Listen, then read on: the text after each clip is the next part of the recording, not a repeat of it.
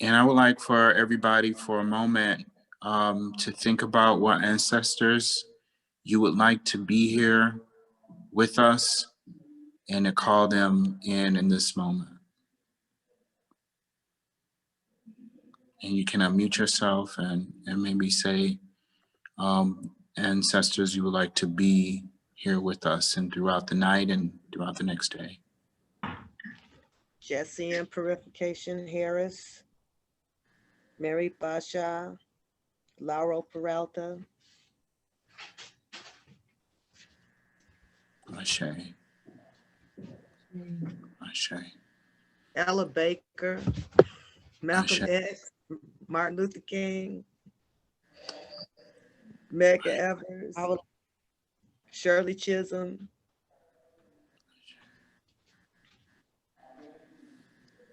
I'd like to call in Miss True Love Black and May Etta Wells.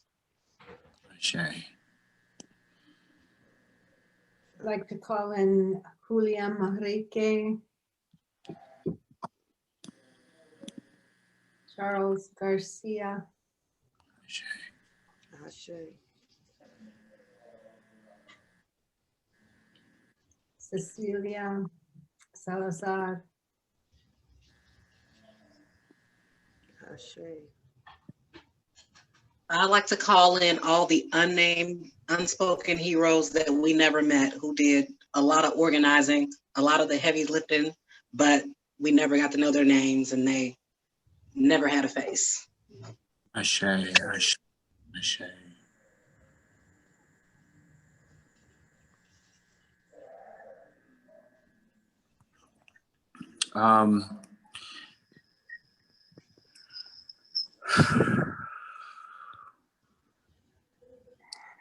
I want to just read something.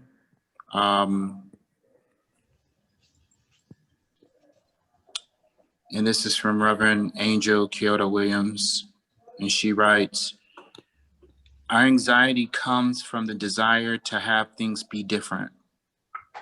There's going to be the day after the election and the day after that. We need to be present for what is, regardless of the outcome you want.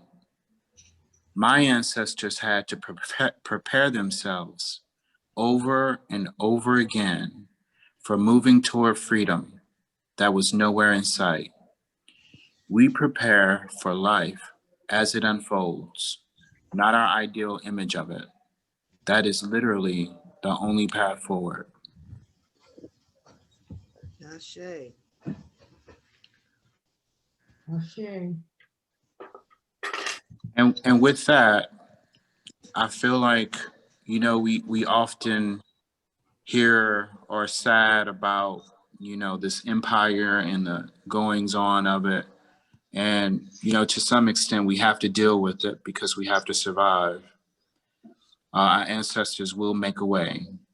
And that's why I'm really, really, really, really, really happy to introduce Jessica Black, who is our first radical truth teller.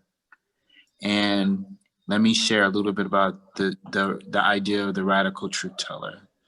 We wanted to highlight activists and organizers who tell the truth and organize unapologetically. Given that this is a moment where people do not desire, want, or feel like the truth or believe the truth. And even if you know, people talk a good game, very few people live it out. And I'm happy that Jessica, who is the director of organizing at Black Organizing Project in Oakland, California, has agreed to be here with us. And she has led a 10-year sustained effort to help get police out of Oakland schools, in addition to organizing, which is no easy feat, to bring communities together, and is a part of a large coalition who are trying to keep the community at the lead of what that process, what this looks like afterwards. And I'm gonna leave it to Jessie to say more about herself and share about that organizing, what you went through. Who are you? What do you want to bring to us? Just be free, talk about what you want to talk about. And I just want to say that we honor you because in this moment it's really hard to find things to celebrate. So we want to celebrate you. And we thank you for being here. Thank you for having me. This is such an honor. Before I get started, I would like to say, may the ancestors guide the words that I say to you and the words that you say back to me. This is such, thank you. This is such an honor to be here. While I realize that I come from a long line of organizers, it is an honor to be able to serve in my own community. It is an honor to be able to learn from and with my people. And so I'm so appreciative of you all of you all celebrating me. I'm a part of a collective. And so I just want to bring all of us in. We all are in this struggle, and this is a celebration of us. This work is hard. It takes a lot of grit. For myself, like many others, organizing for me started when I was very young. It started because I was pushed out of school a lot for being direct, for being curious, inquisitive, and also for being able to critically think. And so I was kicked out of school and spent a lot of time with my aunt, who introduced me to organizing as a way to, if you don't like something, then you work towards changing it. So as a way to channel my anger as a child, that's how I was introduced to organizing. My mother is an organizer. My grandmother was an organizer. So I come from a long list of organizers, specifically around the issue of mass incarceration and criminalization of Black people. I spent a portion of my childhood growing up in Atlanta, and we lived in what people call low income housing, but they would call it the projects back then. And I can remember being so protected by all of the brothers in the community. They walked us to school. They protected us when the school bus came. There was protection all around the community until the street lights came on. That's when we had to be in the house. But we were safe in the community. And I remember when the war on drugs hit, and I remember the police coming into our apartment complex, and I remember all of the raids. I remember them arresting all of the brothers who took care of us, who protected us. If we got off the bus and we didn't have money to go to the candy store, those brothers would give us the money for it. Those brothers encouraged us to do our homework, encouraged us to, be young ladies, and for the brothers to be young men. They were more positive to us than anything. And then the war on drugs hit, and commercials started coming on TV, and dogs and people dressed in dogs started coming to our schools, asking us to tell what was happening in our communities. And I remember feeling powerless.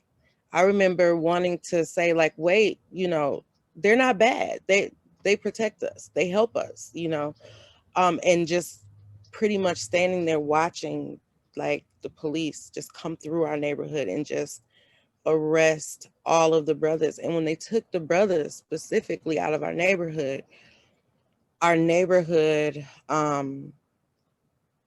went completely down. You started to see egregious things that you didn't see before. I watched the police prostitute Black women. I watched it. I watched the police pit people against each other.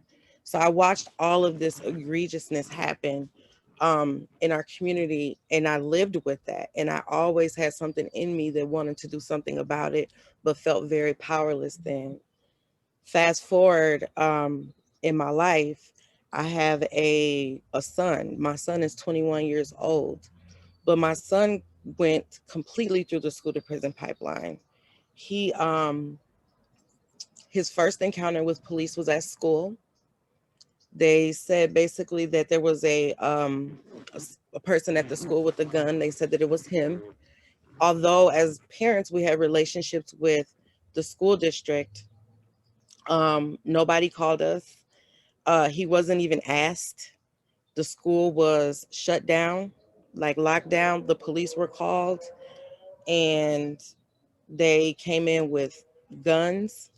They came in with dogs. They humiliated him in front of his peers. They arrested him. They took him to jail and never found a gun. And their way of reconciling this was, you're free to go from juvenile hall. They just let him, oh, you're free to go. There was no plan to incorporate him back into school. There was no plan or no consequences really for how they just degraded and dehumanized him as a human being in the school district. This happened at the same time that I started with BOP. As a matter of fact, BOP, when I say BOP, I'm talking about the Black Organizing Project. As a matter of fact, this was the first day that I started with BOP. And I remember thinking, oh my gosh, I want to sue these people. I want to do all these things to these people. And at the time he was in Minnesota with his father when this stuff happened. And so those personal experiences, along with watching so many of the brothers that I grew up with in the community be murdered by police, be dehumanized by police, be ripped from our homes and separating families, incarcerating our people, is fuel for me to want to continue. In this collective effort to remove police from schools, this effort has been led by some of the most amazing people who have been directly impacted, their children being pushed out of school, their children being arrested, people having all the stories that we have, and being able to come together and through the power of organizing, be able to find healing through that. I'm talking about my story, but my story is a part of a collective story. And so in the time where the police, because after my son had this encounter with the school, he spent the next 3 years of his life, so pretty much his teenage life, in and out of jail here in California. He was consistently in and out of jail. It was through the power of organizing that I was able to, as a mother, feel like I had some level of power, some level of fight. And it's how I built resiliency. There was healing being a part of a community and a collective. There was healing in knowing this very thing that is trying to suck up and kill my son, I can fight against it. And I can fight against it with my people. And that's what we did. So for me, I found healing through that. And once we won the campaign, I can remember going to my son and saying to him, this is for you. This is for all the times that they locked you up. This is for all the times that they beat you. This is for all the times that they had you in the middle of the street, laid out like you didn't matter. This is for all the time when they had guns to your head. This is for all those times. We can come together and we can fight against anything. We got to have patience. We got to have strength, and we got to be resilient. And when we don't have strength, that's why we have community, so we can rely on each other's strength. And so that's kind of my passion and my pain at the same time in organizing. Here in Oakland, the Black Organizing Project I've been with the Black Organizing Project for 5 years now. This campaign started in 2011, so it started before me. And BOP was really strategic in how we led up to the elimination of police out of schools. So first there was reforms, and those reforms had to be made. They had to be made so that we could tell the story, so that we could back the story by the data, and so that we could put temporary protections around Black children in schools. And so those reforms were made, but those reforms were always a part of this larger vision that one day our children will be able to go to schools where there are no police.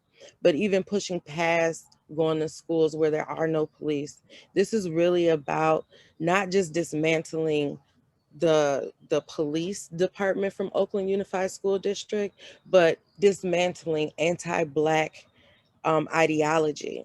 Because you can remove the police, but if the mindset and the practices are the same, then things don't really change for our children. So where we are now is that we are fighting for school culture transformation is what we're fighting for. We're fighting for a school culture where we attack and eradicate this anti-Black ideology. And what it's looking like, as you were saying, is that we are fighting for it to be a community-driven process. So just like we were organizing in our own community, we also understand that it is in the power of the collective that we keep us safe. That those of us who are most impacted, those folks who are closest to the school sites, are going to be the people who have the solutions to the problems that are happening. And so we're also fighting against that hierarchy that typically exists inside of school districts.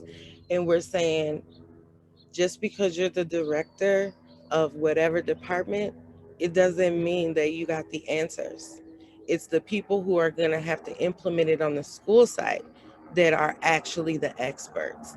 And it's a very different way of thinking, but that goes into the thinking around anti-Blackness too, is that you have this, kind of top-down mentality, and that's not how it works. And so we've really been pushing for that. We're in the phase 1, so I'm not sure if people know, but in phase 1, we're really looking at just reasonable compliance, because when we got the resolution passed in June, we started meeting in July, and it's like 4 months to have a school transformative plan. That's not going to happen. So we're saying 2 to 3 years in this process. But it's really beautiful because the same people who were a part of our organizing, our members, are the same people that are upholding the strategy, that are pushing these narratives at these tables that we're currently at. So the power of organizing is really real.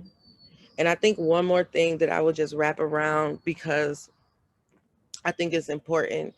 Organizing is hard, and it takes sacrifice. One thing that I realized throughout the entire time that I've been in social justice, so from, advocacy all the way to organizing, is that there was a sacrifice to be made. And for me, that sacrifice was my children. And so I will just say that the work is real. I had to sacrifice my children in order to be able to do this work, to make a better life for now my grandson. And so it does come with a lot of sacrifice. It comes with a lot of struggle. It comes with a lot of challenges. But when I look back, my grandson can go to school without police.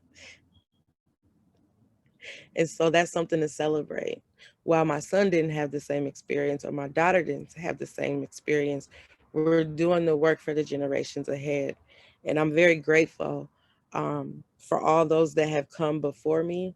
And I'm also grateful to see this new generation of my family be able to benefit from the fruits of a community collective labor. It's a beautiful thing. Ashe. Thank you. I just want to give folks a chance to follow up with questions. So just thank you for sharing.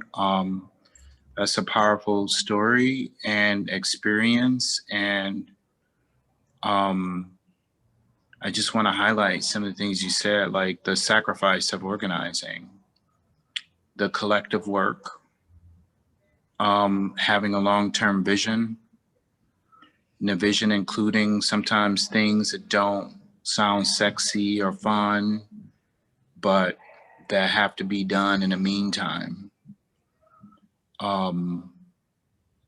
The impact of the war on drugs, like all sort of all things that, you know,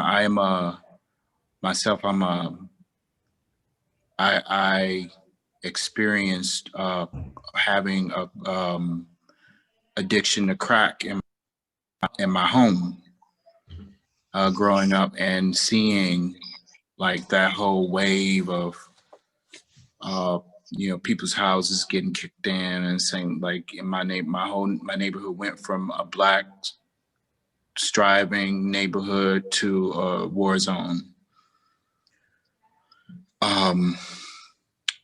So I want to maybe let's pause here for a second and just breathe and take it in. And for folks who have questions, maybe put up your hand and then I'll call on you. I think we have time for a few, and then we're going to hear from our board chair, Imani. All right, so just who has some questions?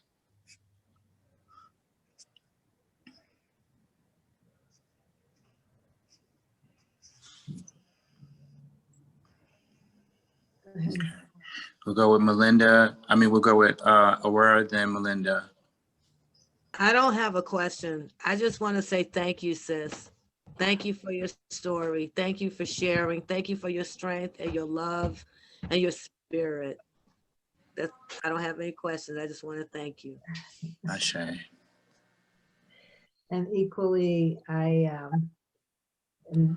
was one of those teachers, started my teaching career in communities, urban communities outside of Columbus, Ohio, red line districts. And I know from the other side, the behavior that was expected by teachers when they gave us our wooden crates with our pencils and Scotch tape. There were also wooden paddles in them, and we were expected to use them, and we were ostracized if we didn't use them.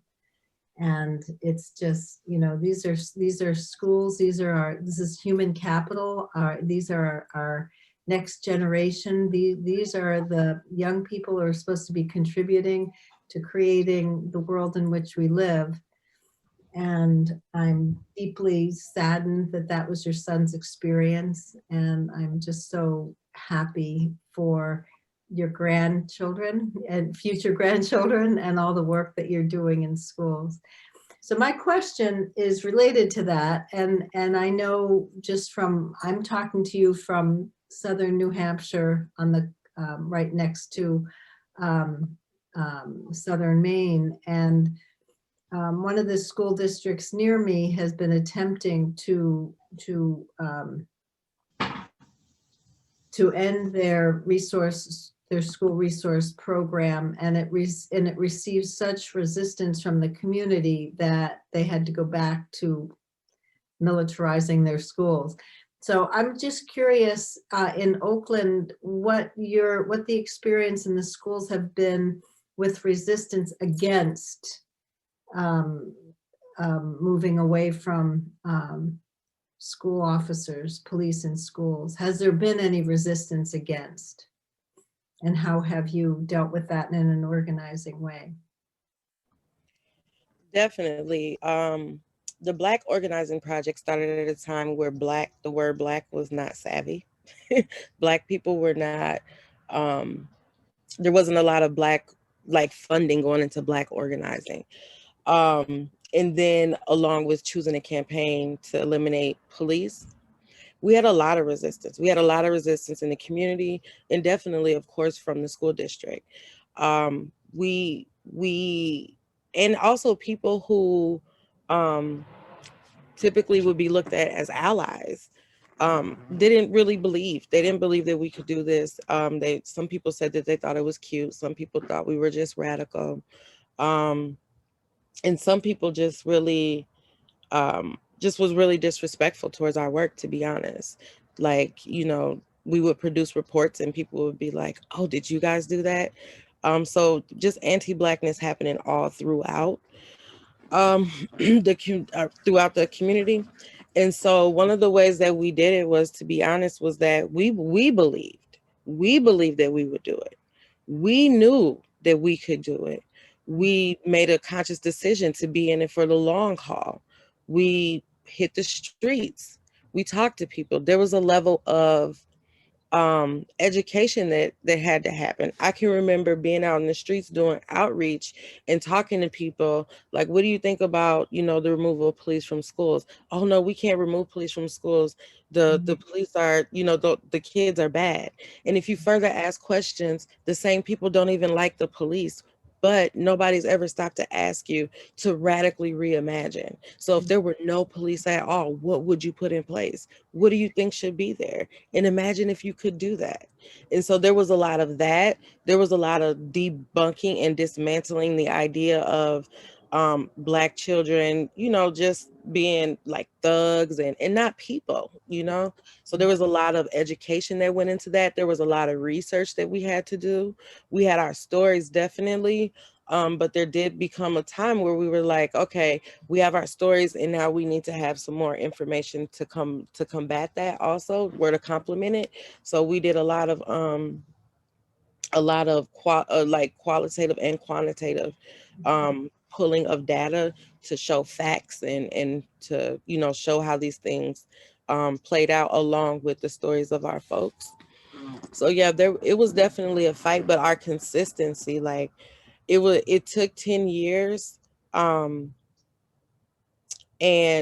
there's no regrets for that 10 years because it built the strength of the people so much in that process.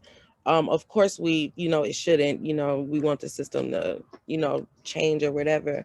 But what we gained from that process is so much more than we lost. Well, I hope what you're doing in Oakland is able to spread to other cities and, you know, can serve as a model, as a case study, an exemplary case study for demilitarizing our schools. Thank you. You're welcome. So what I want to just ask everyone who's on the call to consider supporting Jessica and her work. And what we did over the last year with our support and activists, we put a fundraiser up on Facebook, and we may do it. We're still trying to get it, you know, figured out how we're going to do it. But right now, Melinda, can you share Venmo and Cash App? And I'm going to make a Venmo right now to Jessica, and I just encourage everybody to do it, to share something to bless Jessica. And also in this moment, like we got to have us, and we got to support the organizing that reaches forward to multiple generations. Like that's the only, like and I'm really, I've been really thinking about like has reparations and repair a Afrofuturistic, you know, conception. And it is if we can project ourselves into the future and we can support each other, like we must love and support each other. So Melinda, if you can re-share the Cash App and Venmo, and we'll be putting it out there to support Jessica. And we're just so honored and blessed to have this conversation with you today. And we'll be sharing this through our social media and encourage everybody else to share it too. So thank you. And we're gonna switch up a little bit, and we're gonna, Imani, are you ready to share? So Imani has been doing some amazing work on our COVID stories, because we gotta keep telling the truth about this moment that we're in now. People are dying, and we gotta keep us safe. So I just wanna honor Imani for the great work, getting the stories out there and sharing the word. So Imani. Everyone, Jessica, thank you so much. I was really inspired by your story, and I apologize for joining late. I actually had a meeting and it kind of ran over. So as David mentioned, we sent out the COVID stories video, and I'm hoping that all of the board members who are on the call were able to take a look at that. We got really good feedback from it, and we want to follow that up with the second video. But before that, I believe that we're going to be taking a look at having another hearing like we had this past June on COVID-19. So please watch for that. One of the things that David has asked me to work on is to try to increase the enthusiasm for our board members in being engaged in the different projects that we're working on. So I have everyone's phone number, and I'm going to be making a call to you as soon as I can. I'm thinking probably just before the second week of November, I'm sorry, the third week of November, which would be the week of the 16th, because we want to have a Giving Tuesday, I guess, a campaign for Giving Tuesday. And I want to get ideas from board members and try to secure your support in helping us to be able to have a regular ongoing fundraising campaign for our different projects. So please, everyone, just kind of stay tuned for a phone call from me. If I miss you, I'll probably shoot you a text or send you an email, but I really would like to just say hello personally and find out what your individual interests are in supporting Truth Telling Project and helping us move forward. Thank you, David.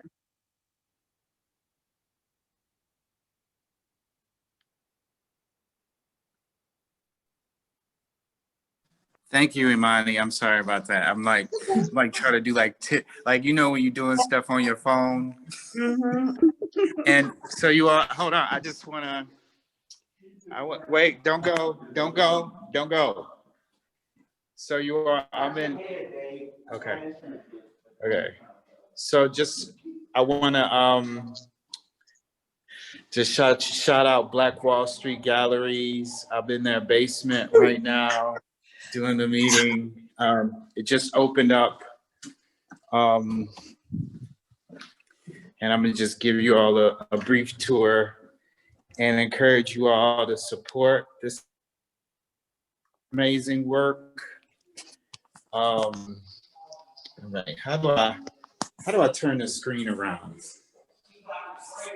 So even though it's COVID and it's rough for a lot of us, our ancestors are still coming through.